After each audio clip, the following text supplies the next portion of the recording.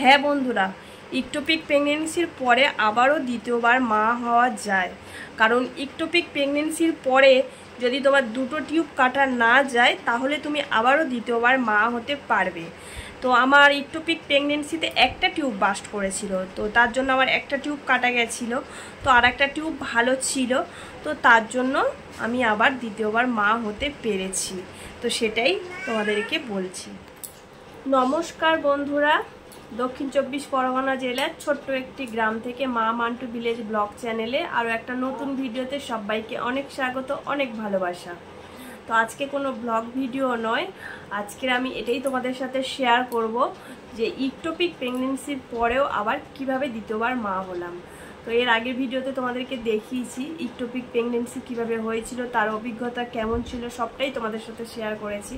তো ইকটোপিক প্রেগনেন্সির পরেও আবার কিভাবে দ্বিতীয়বার মা হলাম সেটাই আজকে তোমাদের কাছে শেয়ার করব। মানে আমার ইকটোপিক প্রেগনেন্সির অপারেশন হয়েছিল, তো যখন আমার আইসিইউতে ছিলাম জ্ঞান ফিরেছিল, তো যখন আমি নার্সের মুখে শুনেছিলাম যে আমার ইকটোপিক প্রেগনেন্সি হয়েছিল, তার জন্য একটা টিউব কাটা।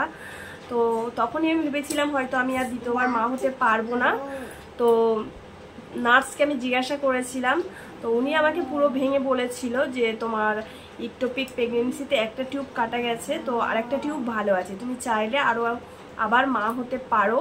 তো তবে এখন না, 2 বছর পর, 2 বছর তোমাকে রেস্ট দিতে হবে। তারপর যেহেতু এরপরে বেবি নিতে গেলে সেটা তোমার সিজার করতে হবে, তো যেহেতু ইকটোপিক প্রেগনেন্সি হয়েছিল তো ওটা সিজার হয়েছিল, তো মিনিমাম 2 বছর রেস্ট দিতে হবে, তারপরে বেবি নিতে পারবে। যেহেতু 3 বছরের মাথায় আবার তোমাকে বেবিটা ডেলিভারির সময় ওটা সিজার করতে হবে, তো তার জন্য 2 বছর পরেই তুমি বেবি নিতে পারবে। আর যখনই বেবি নেবে তখনই গাইনোকোলজিস্ট ডাক্তারের সাথে পরামর্শ করেই বেবিটা নিতে হবে।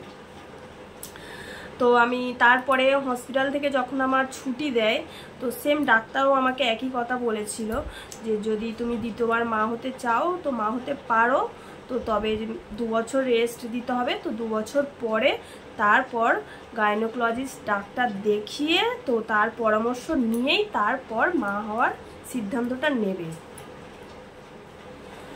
তো 2 বছর পর আমি আবার সিদ্ধান্ত নিই যে আবার দ্বিতীয়বার মা হওয়ার।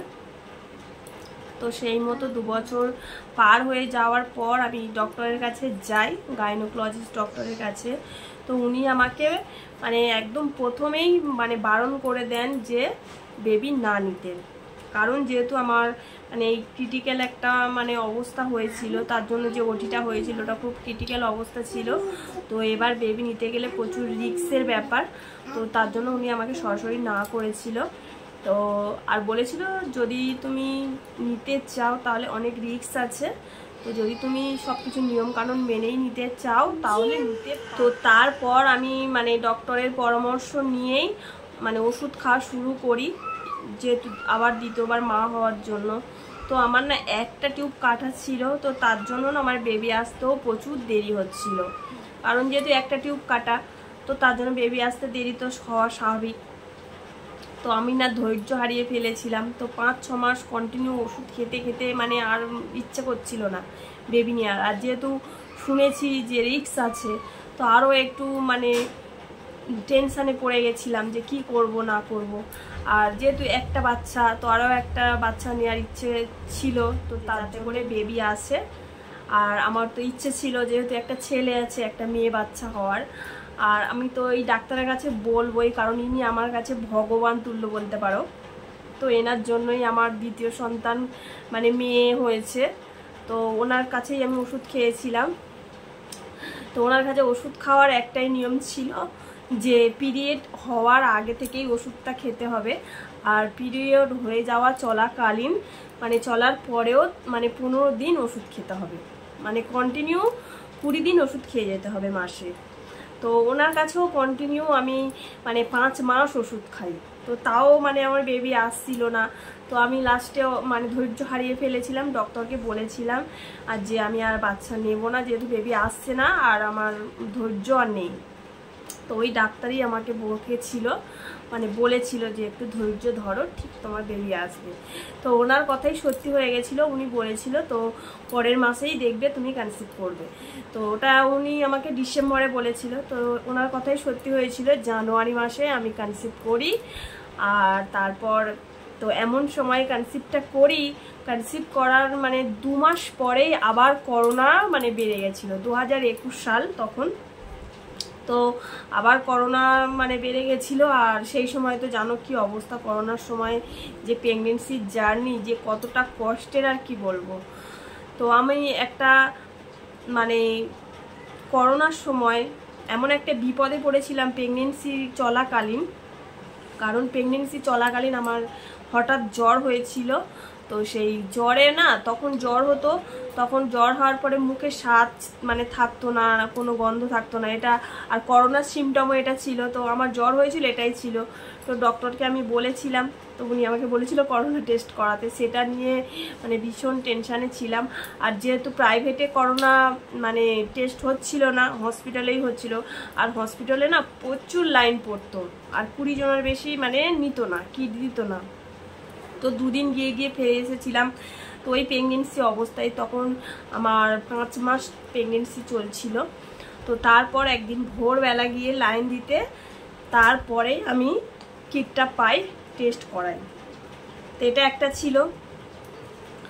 আর আমার মানে যখন আমার বেবি ডেলিভারি হয় তখন আমার মানে অবস্থা খুব ক্রিটিক্যাল অবস্থা হয়েছিল, কারণ যখন আমার ডেলিভারির সময় মানে হওয়ার আগেই আমার বেবি হয়ে যায়, কারণ আমার ডেলিভারি হয় পুরো 8 মাসে,